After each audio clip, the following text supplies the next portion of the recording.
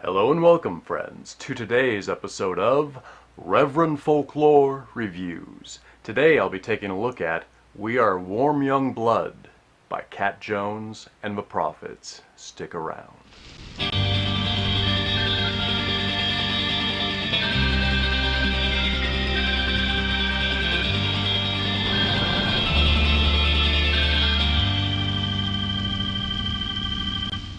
The soundtrack for a woman in trouble.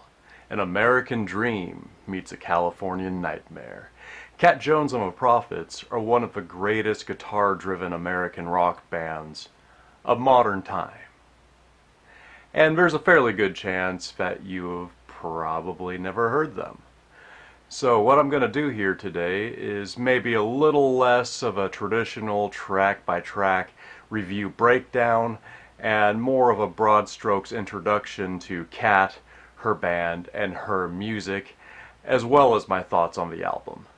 We Are Warm Young Blood was recorded live from a neighborhood mainstay bar in East Nashville.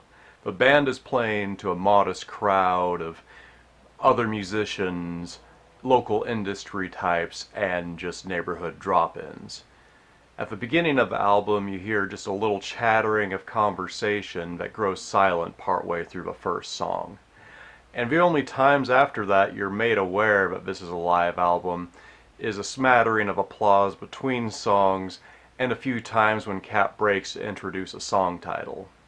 I personally tend to think of this recording as a little less of a live recording and a little more of a soundtrack of sorts.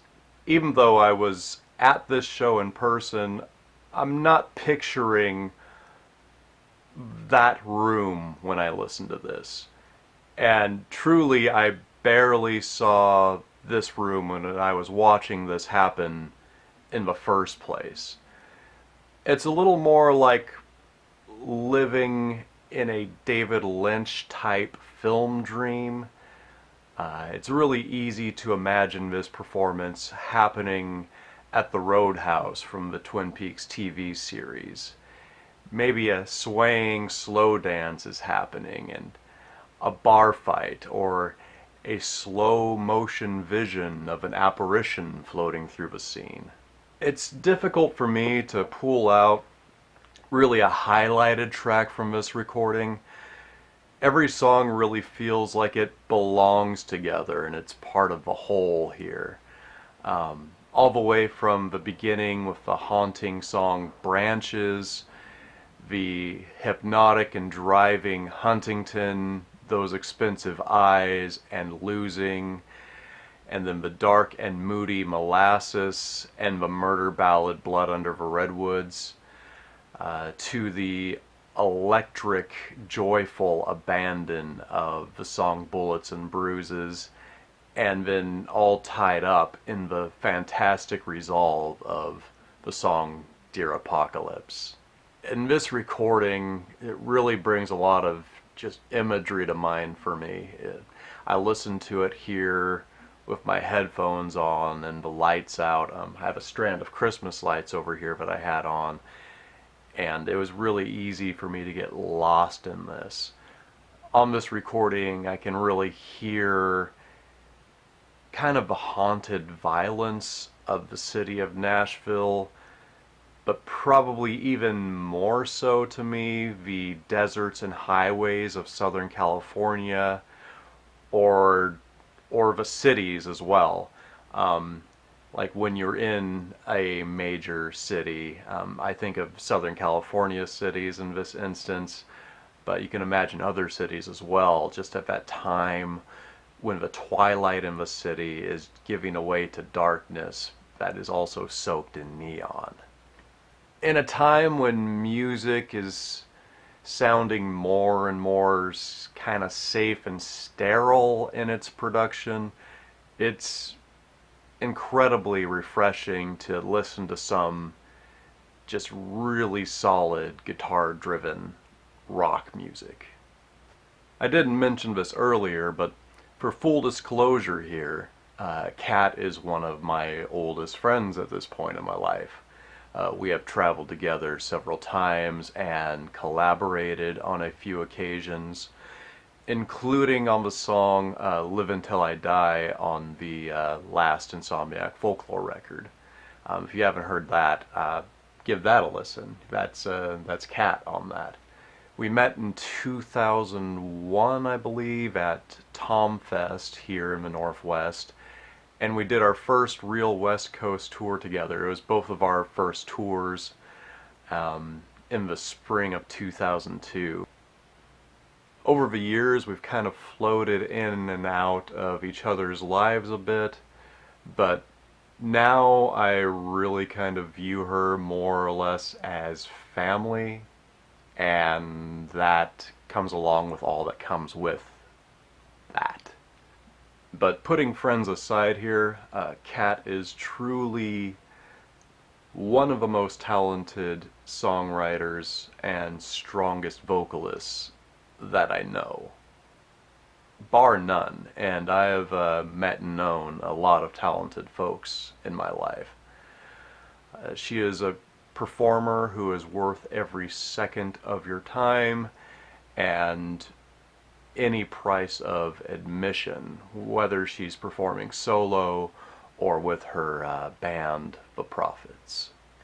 One of my only would-be criticisms of this recording is that it's a live album. But like I hinted earlier, that's not truly a criticism here even. It's really mixed quite well, and the performance you get on this is near flawless. It's really well done.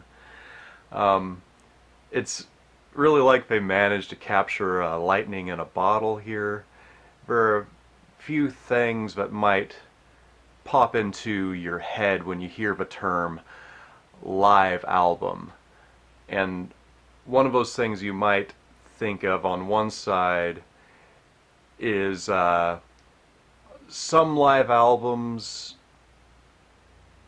feature a canned audience reaction, like they added in later, or maybe even the band is actually just doing studio overdubs of stuff to a canned audience.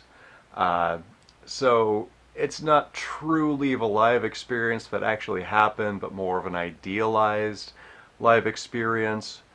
And then, on the other hand, the other thing that might pop into your mind is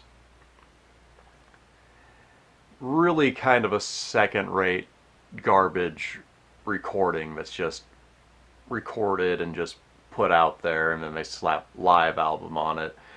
And sometimes those can have a certain charm to them, but it doesn't necessarily bring quality to mind. But this doesn't really fall into either of those categories. It just is what it is, and it is done well. So, the album We Are Warm Young Blood should not be undervalued just because it happens to be recorded in front of an audience.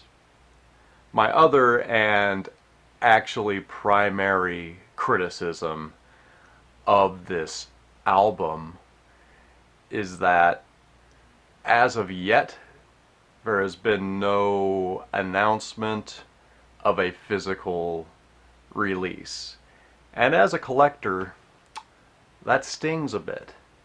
But I guess it's possible that may happen at some point, but there are no initial plans to have a physical release of this album, and I think that's unfortunate, so maybe we can make something happen there. But as of now, this will be a really solid digital release for you to pick up. At the time of this recording, the release is slated for June of 2020, which is just coming up next month.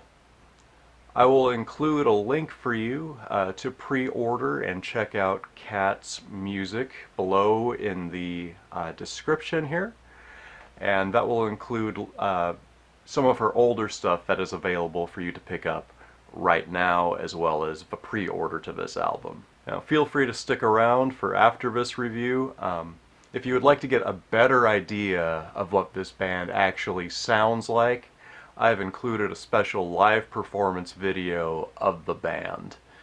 It's not the same performance that you will hear on the album, but consider it sort of a teaser. Well, I guess that's really all I have to say for this moment. I hope you will check out Cat Jones and the Prophets when you get the opportunity. Also, feel free to check out, there are links to my band down below and also my Patreon if you would like to support what I am doing and what my band is doing directly. Feel free to like, comment, and subscribe, because after all, you're still able to do that. So, this is Rev Folklore signing off, and I hope to see you next time.